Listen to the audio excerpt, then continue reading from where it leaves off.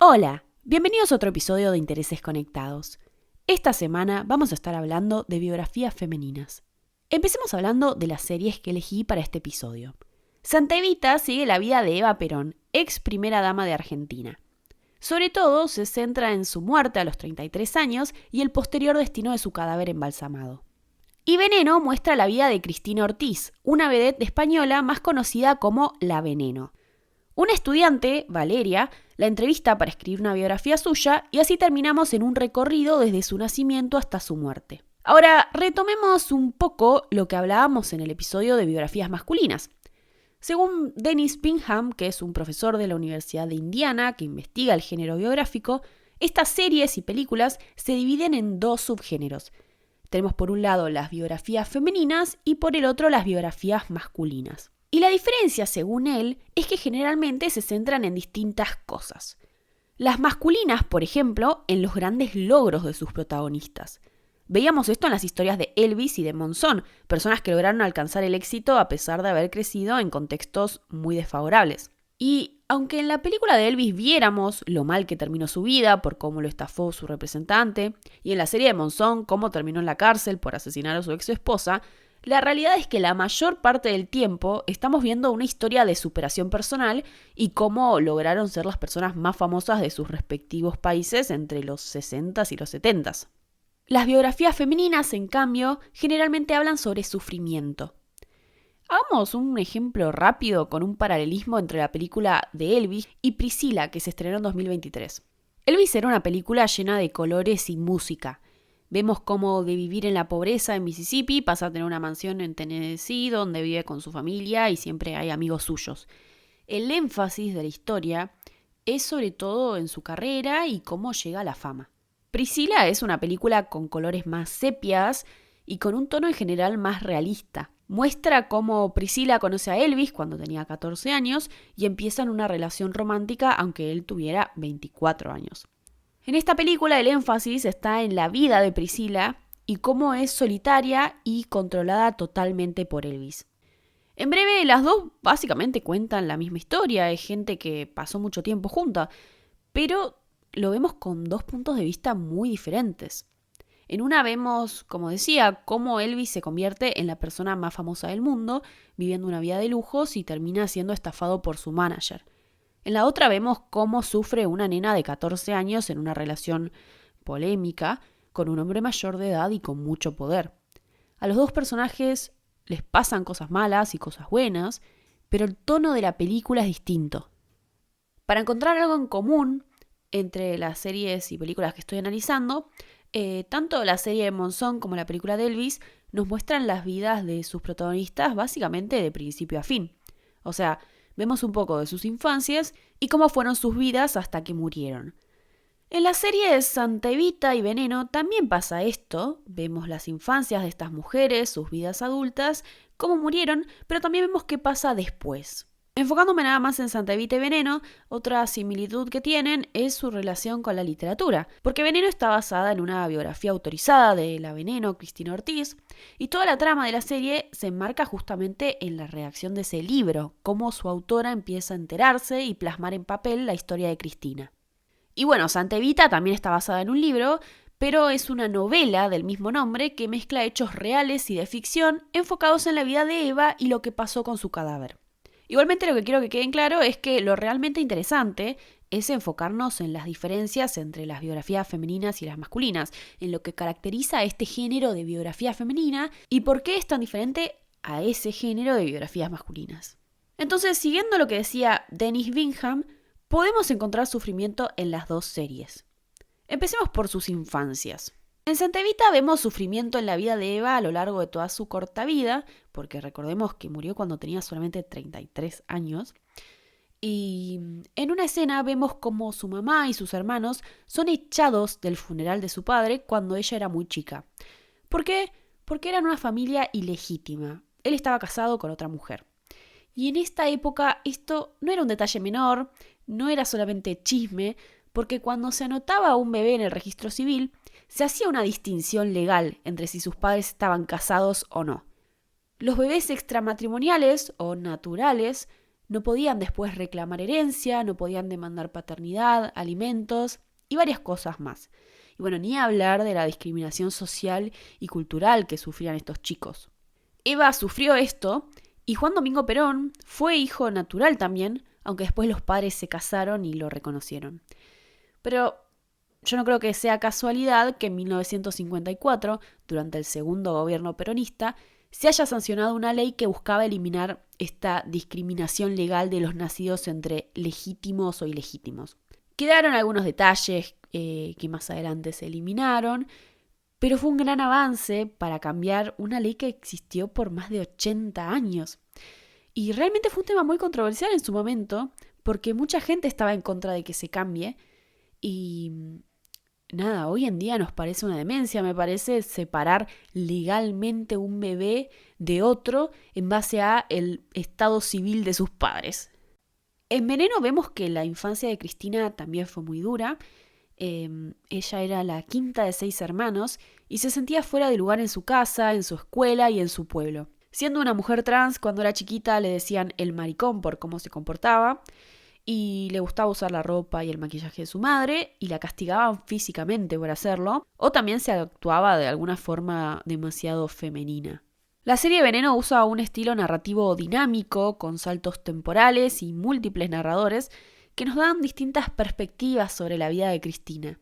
Entonces la actriz que hace de ella en sus últimos años le está narrando los hechos a Valeria para que escriba su biografía, pero dependiendo de la edad que tenía en ese momento, vemos distintas actrices encarnándola. Y algo que te rompe el corazón de las escenas de su infancia es que esto cambia y están narradas con su voz infantil. Y tiene una inocencia y una tristeza que la llevan a decir cosas como que no entiende por qué está tan mal ser quien es, o por qué la mamá no la quiere, o cuenta que tiene lastimaduras en el cuerpo por todo el abuso físico que sufre y que se siente mal. Y es realmente tristísimo. Y Cristina sufre muchísima agresión física y maltrato de sus pares y su madre en esa época, pero tiene aliados como una vecina que la cuida o a veces sus hermanos y su mejor amigo Paco. Pero esta violencia llega a niveles extremos, como cuando en la preadolescencia la atacan a golpes y cuando vuelve a la casa ensangrentada le dice a la madre que casi la matan y la respuesta que recibe es: eso le pasa a los maricones, tendrían que haberte golpeado más.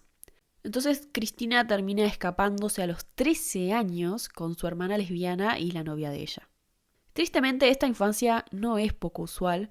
En una investigación que se hizo en el año 2019 en España, se concluyó que el 90% de la población infantil trans de Madrid sufría acoso. El 75% sufría acoso verbal, el 10% abuso físico y el otro 5% otros tipos de abuso e incluso también de ciberacoso. Por otra parte, y no menos importante, el 89% del personal de los centros escolares desconocía por completo la realidad del mundo trans y el 57,89% de los centros escolares intentaba corregir los comportamientos de los menores trans para que fueran coherentes con el sexo con el que nacieron. Solamente un 20% de los centros escolares animaba a los menores trans a expresarse con libertad y solamente un 15% de esos centros trabajaba con el alumnado temas como la inclusión y no la discriminación, la importancia de respetar la diversidad de estos niños o niñas y adolescentes trans. Me parece que son cifras muy alarmantes porque encima esto fue en el año 2019, así que imagínense lo que debe haber sido la época en la que Cristina era chiquita, una mujer que nació en 1964. Ahora pasemos a otro eje. En el episodio 50 hablé sobre cómo la investigadora Laura Mulvey dijo en 1975 que los personajes femeninos suelen caracterizarse por ser objetivadas. Son algo que existe en la pantalla para que los varones las vean, pero que no devuelven la mirada, así que no son personas desarrolladas. Y hay una mirada masculina que está presente en todos lados en el contenido occidental. Vemos un montón de mujeres semidesnudas, en muchas películas no hay ni siquiera 2 personajes femeninos que hablen entre sí, y en un montón de pósters de películas, por alguna razón vemos un personaje masculino y alguna parte del cuerpo de una mujer. Esta mirada masculina nos atraviesa tanto que incluso en las biografías femeninas no podemos escaparle al fenómeno. Por ejemplo, volviendo a las biografías masculinas que analizaba en el otro episodio, Elvis y Monzón, los cuerpos de esos personajes no eran centrales.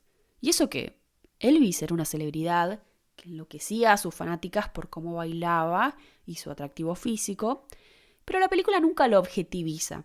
Incluso diría que muestra cómo utiliza esta seducción a su favor y encima sin realmente proponérselo, como que le sale naturalmente. Es parte de su naturaleza y lo deja en control de toda la audiencia. Y en Monzón, el protagonista usaba su cuerpo para ascender socialmente a través del boxeo, pero no lo vemos como un objeto. En cambio, en las historias que estamos analizando en esta ocasión, los cuerpos son muy importantes.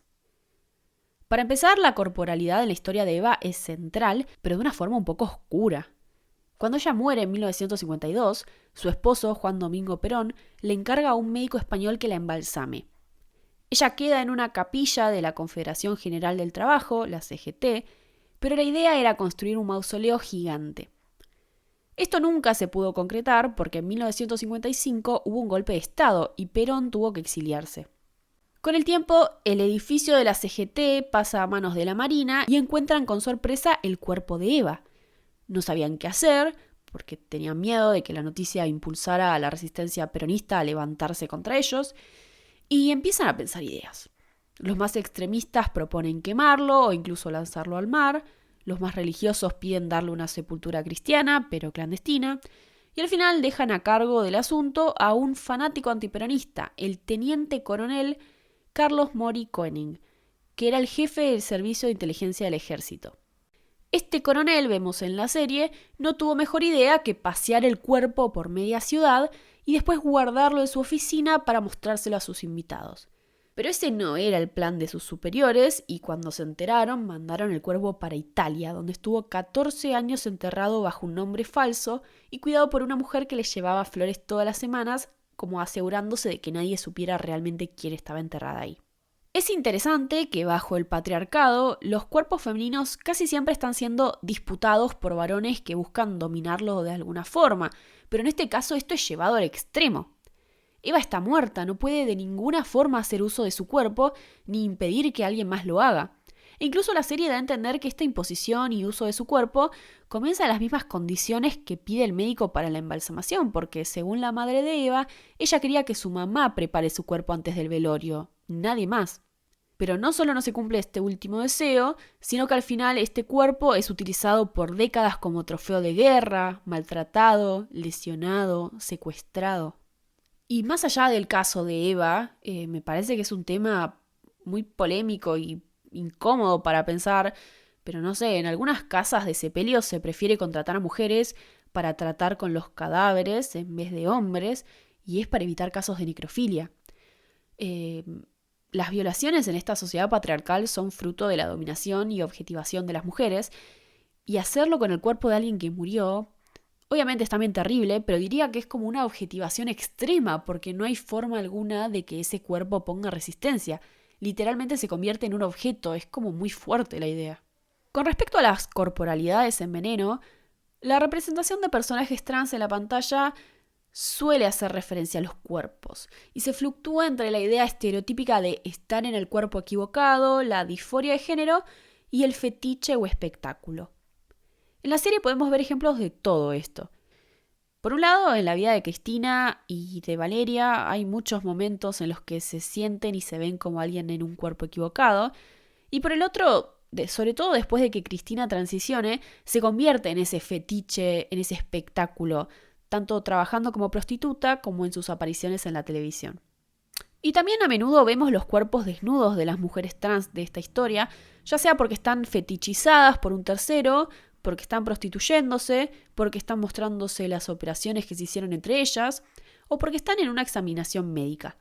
Y de esto último hay una escena interesante de Valeria, que está viendo cómo le quedó la operación de pecho y la médica le insiste que ya vaya eligiendo fecha para una vaginoplastia.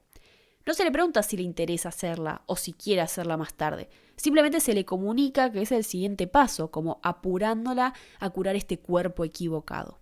Algo que también me parece realmente interesante y en lo que nos podemos detener es un detalle que no es menor. Si bien las series son sobre Eva y sobre Cristina, no son realmente ellas quienes las protagonizan. El protagonista de Santa Evita es básicamente el cuerpo de Eva, un cuerpo femenino en manos de unos hombres totalmente obsesionados con ella, inclusive después de su muerte. Pero creo que no estaría mal afirmar que el protagonista también es en gran parte este coronel encargado del operativo del secuestro del cuerpo de Eva. Maury Conning, su principal secuestrador. Gran parte del foco es ver cómo va casi enloqueciendo, cómo entabla una relación muy extraña y particular con el cuerpo. Incluso vi varias reseñas sobre la serie que la describen como una historia sobre una relación. La relación entre Maury Conning y Eva, una mujer con más poder que él por la que siente una enfermiza obsesión que combina adoración, repulsión, misoginia y sobre todo temor. O sea, el foco es en cómo pasa esta persona de ser un coronel encargado de ser el asistente de la primera dama a convertirse en el secuestrador de su cadáver. O sea, vemos mucho de la vida de Eva, vemos partes de su infancia, de su juventud, de su enfermedad, pero el foco de la historia es en cómo pasa Maury Conning de ser un coronel encargado de ser el asistente de la primera dama a ser el secuestrador de su cadáver. Por su parte, en Veneno, la protagonista que le da un hilo conductor a la historia es Valeria. La serie está basada en el libro Digo, ni puta ni santa, las memorias de la Veneno, escrito por Valeria Vegas y publicado en el 2016. Entonces podríamos decir que un poco vemos la historia de ese libro, cómo este estudiante de periodismo comienza a entrevistar a su ídola cuando se entera de que está viviendo en su ciudad y sale a buscarla. Además de este proceso de escritura, Valeria comienza a transicionar y le cuenta a sus amigas y su familia que es trans. Y con ayuda de Cristina y todas sus amigas cambia su vida por completo y termina siendo adoptada como una hija por la persona que admiraba desde chica. Igualmente, me parece importante diferenciar las experiencias de vida de Cristina de la de Valeria. Cristina fue maltratada de chica, tuvo que escapar de su casa y sobrevivir como pudo. Cuando empezó a transicionar, la echaron de su trabajo y empezó a prostituirse con el resto de las mujeres trans que conocía. La familia de Valeria la apoyó, era de clase media, estudiante universitaria, pudo transicionar sin preocupaciones económicas y seguir estudiando, y en el proceso escribió un libro que se convirtió en un éxito. Y estas diferencias no son solamente por una distancia generacional. Porque aunque esto sea un gran diferencial, obvio, claramente la clase social juega un rol muy importante. Cristina reconoce al instante a Valeria como una chica trans a punto de transicionar y la ayuda ocupando el rol de madre consejera que otra mujer ocupó en su vida cuando ella era joven y estaba en la misma situación. Pero en el caso de Cristina, esa consejera fue clave no solo para tomar la decisión y juntar valor, sino también porque le ayudó a entrar al mundo de la prostitución y empezar a ganar plata para operarse y para vivir en el día a día. En el caso de Valeria, los consejos de Cristina fueron clave para aceptar su identidad, pero si no la hubiera conocido, probablemente habría transicionado también con todos sus seres queridos ayudándola. Bueno, y ahora vayamos cerrando el episodio. Claramente vemos una diferencia entre las biografías masculinas y las femeninas, las masculinas enfocándose mucho más en el éxito de hombres y las femeninas enfocándose mucho más en el sufrimiento de mujeres. Santa Evita es una historia interesante, aunque creo que es importante aclarar siempre que no es verídica. Muchos de los momentos de la historia son ficción, creadas por el escritor de la novela. Obviamente a veces la realidad supera la ficción, porque muchos de los hechos menos creíbles de la historia pasaron realmente. Todo lo que los militares hicieron con el cuerpo de Eva es muy terrible y fruto de una misoginia y un miedo, creo que a veces es difícil de entender, ¿no? Pero bueno, hay mucha gente que no leyó la novela ni vio la serie y cree que algunos de los hechos ficticios fueron reales porque se convirtieron como una especie de leyenda popular, mito urbano. Me parece que es una serie que está buena, nos plantea una historia sobre una dominación masculina que no solo alcanza la vida de las mujeres, sino que también su muerte. Me gustó ver la ciudad de Buenos Aires ambientada como de época, con efectos especiales, y cómo se intentó retratar el clima de ese momento de la historia. Además, en el detrás de cámara hubo muchísima participación femenina y eso obviamente sumó un montón. Como comentario personal, diría que lo que sí a veces es medio raro, que Natalia Oreiro realmente intenta hablar como Eva, sobre todo copiando como el modo de hablar, pero de la época, ¿no? Poniendo un tono de voz y un acento del momento ese histórico. Pero el problema es que el resto del elenco no hace esto. Entonces se genera como un contraste medio incómodo de una persona hablando como de estos años y otra persona hablando como hoy en día. Lo que sí me pareció potente y acertado es su decisión de mostrar cómo cambia el tono de voz de Eva a medida que pasan los años. Va sonando cada vez más ronca con el avance de su enfermedad y con una voz menos aguda cuando va tomando cada vez más confianza en sí misma. Nada, es un detallecito que me parece que está lindo. Y en cuanto a Veneno, en la mayoría de las obras audiovisuales el colectivo trans estuvo representado con estereotipos negativos, haciendo mucho énfasis en la transición o el cambio. Hace solamente unos 10 años que se empezaron a asomar en la pantalla personajes trans más complejos y sin estereotipos negativos. Me parece que en esta historia podemos ver a Cristina y a Valeria buscando ser reconocidas como mujeres en la sociedad, sí, pero no es lo único. Es una historia sobre identidad contada a través de ellas, pero también busca reivindicar la figura de la Veneno, a quien en uno de los episodios un periodista llama un juguete roto de la televisión de los 90. La serie nos plantea una gran pregunta. ¿Abusaban esos programas de su vulnerabilidad para convertir sus problemas en rating? ¿O la salvaron, dándole la oportunidad de su vida? Cristina fue la que le puso voz y rostro a la comunidad trans en una época en la que era tabú y fue muy maltratada tanto antes como después de la fama. Esto pasa en otros países también con otras figuras. Por ejemplo, en Argentina podríamos pensar en Cris Miró y Flor de la B, que si buscan entrevistas de los 90 a estas personas, terminas viendo cosas terribles. Creo que los creadores intentaron que por lo menos, después de toda esta vida de maltratos, se la recuerde con más gentileza. Y también me parece interesante el paralelismo que se arma con la vida de Valeria, que tuvo una vida mucho más fácil por su clase y por ser de otra generación, pero pasó por el mismo proceso. En fin, ¿vieron estas series? ¿Qué piensan? ¿Qué les parece la diferencia entre biografías femeninas y masculinas? Espero sus opiniones en comentarios y hasta el próximo episodio.